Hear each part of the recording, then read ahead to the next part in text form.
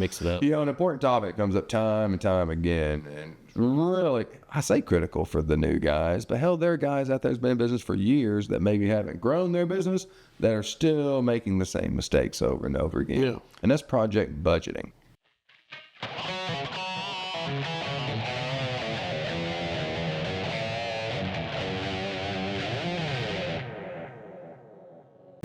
What's up, guys? Chris Work here from ProfitDig Live. I'm with my partners, Jeff Gibbons and Jeff Spencer. What's going on, What's fellas? up?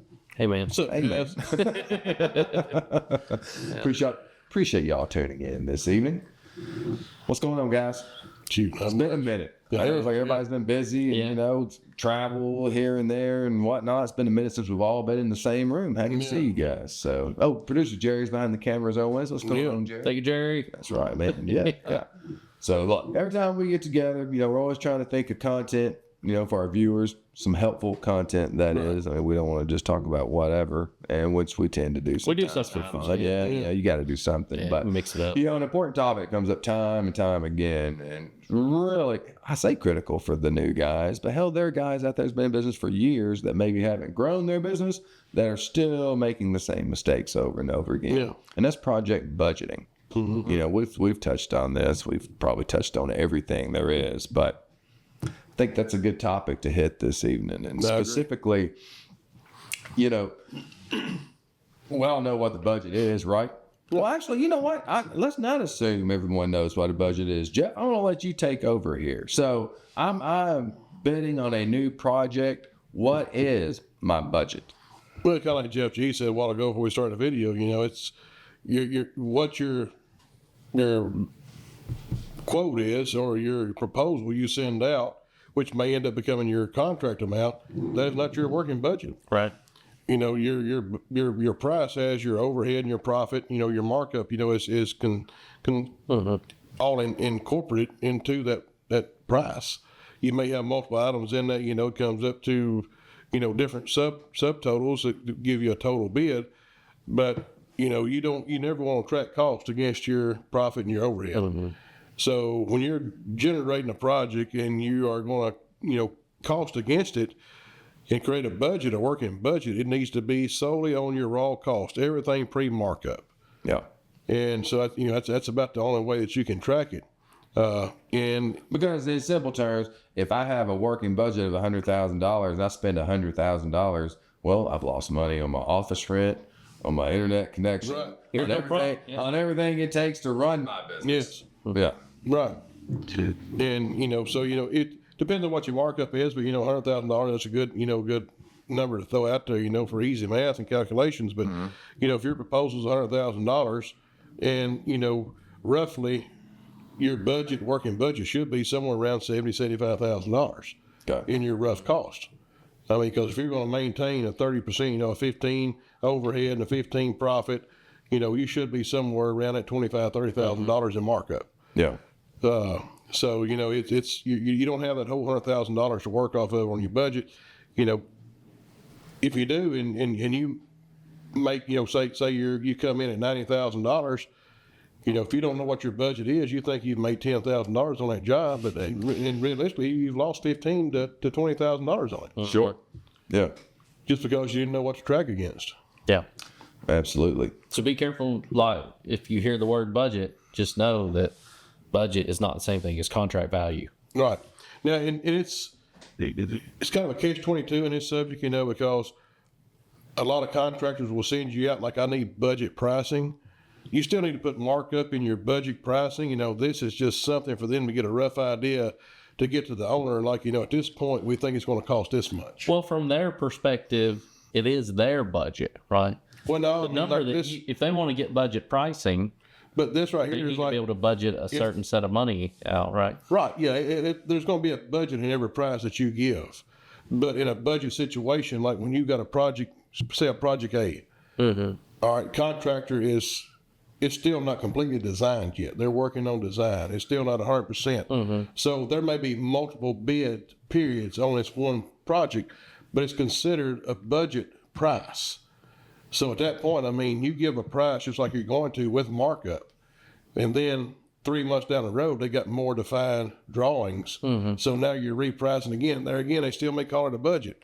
So at that point, But you're helping them calculate their budget. you're helping them calculate their budget Yeah. and helps you fine tune yours because you got more detail. But you still need to mark up those. I don't want people to get, especially a new contractor, I don't want you to get this mixed up when somebody asks for a budget price. You send them your raw numbers. That's not what we're saying. When you have given your numbers with markup and it comes down to a hard bid and they send you a contract, then whatever that contract amount is not what you're budgeting against as far as cost for your company. You're working off your raw numbers pre-markup. Yeah. So I didn't want to get people confused thinking that, hey, they asked for a budget price, so I'm going to send them my raw cost. That's not what we're saying. Yeah. You're going to send them the contract, get all your markup. Yeah. Yeah. As if you're ready to go to work. I think it's a good distinction, just to clarify absolutely. for sure. Right. Yeah. Well, and some of that language is used so loosely. Right. It is. That's true. Right. It's, I mean, that's just like, we've done videos on what's a bid versus an estimate. And that's a hot topic. You see lots of content online of having that same discussion. But too, budget can be a verb as well. It can. So, verb's a word. I guess I don't really consider it. Well, it's true. In my world, going kind of hit on that a little bit. Like an estimate is, as an estimator, you give an estimate of what you think it's going to take to do that job. Yeah. And so, then the proposal is that estimate you've given with a markup, it becomes a hard bid proposal at that time. But as an estimator, you are given your best guess scenario of what you think it's going to cost. And that's why the importance is, qualifying your bid. Stuff that you're unsure of, make sure you qualify that on your bid proposals to where that you got an open door for change orders later on, because if you don't qualify it, they're going to lock you in. Yeah. And there's not going to be any changes. Well, you didn't say you would do it, and we're expecting this. Right, exactly. You should do it. Yeah. Yeah. Yeah. Or we're not going to have you bid future jobs. Right. Yeah. Yeah. Which may have saved your ass from going out of business on this job. Yeah, Yeah. Well, too, I guess in that scenario, like someone might be concerned, like, well, we don't want to put too much in here to qualify, because they may. How can they go through that from us and all the other? It's like, don't worry about that. Don't worry about it. You got to protect your yourself. interests. Yeah. And if you need to write a 10-page document that explains, So be it. Yeah. just to be clear, we're not going to be doing this, or this. And if they choose not to take the time to read your qualifications, then it's on them if they write you a contract. Yeah. Absolutely. Yeah. And So that's and another thing, this may be a whole other topic, but I'm also going to say we talked about this in the past. When you receive a contract, you have the opportunity to proofread that contract, mark it up, send it back. At that point, you and whoever you're bidding to have to come to an agreement. They're going to either incorporate the changes that you have sent or they're not. At that time, you may get into negotiations, but if you can't negotiate with them, you need to back off and say, we'll just give it to the next bidder. Yeah. But whenever you have those opportunities, always ask them to include your bid proposal as an exhibit. Exhibit A, Exhibit B, whatever it may be. That way, there's no questions asked. Your exclusions and inclusions are listed per your bid proposal in the contract. Could help you out in court if you ever. Exactly. You don't end up there. But if you do, it'd be real nice to have that. A little bit more of ammunition CYA in the arsenal there. Yeah. Exactly.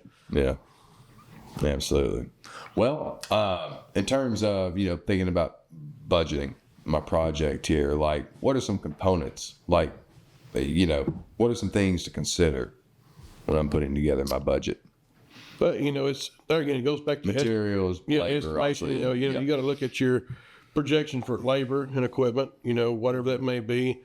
There again, it's your best guess, for that particular project.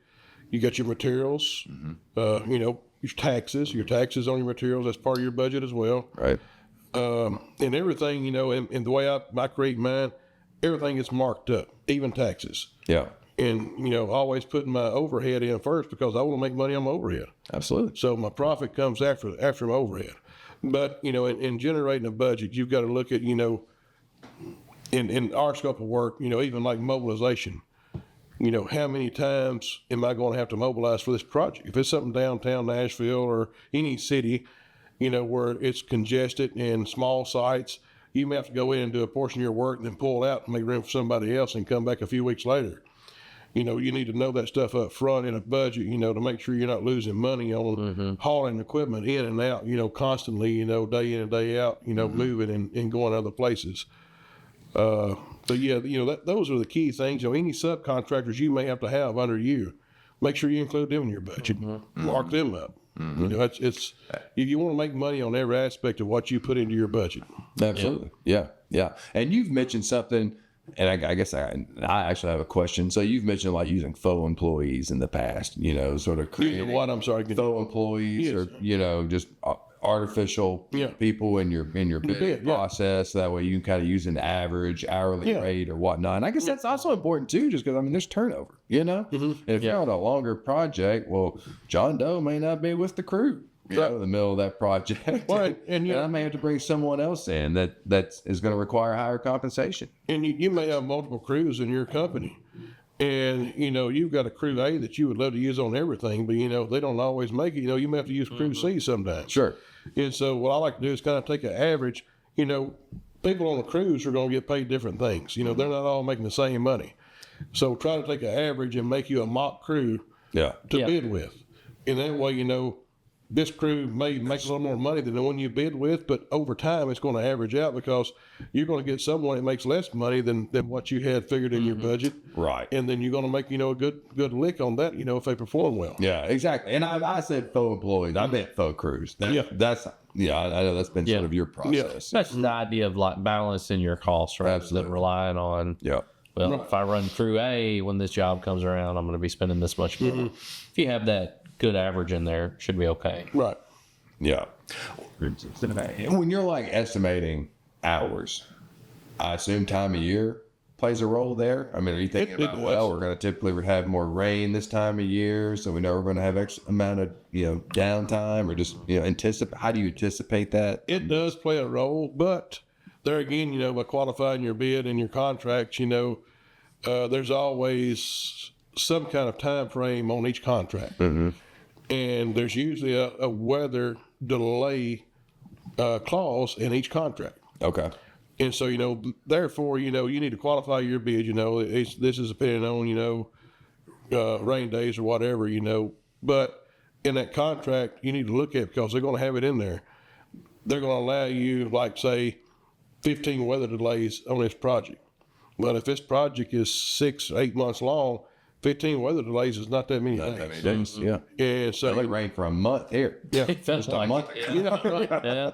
And, you know, at that point, you know, you can either adjust your contract or, you know, have an open end or open conversation with the people and like, hey, you know, I need something here, you know, to where I can get a change order to extend my time frame, because a lot of those time frames come with what they call liquidated damages.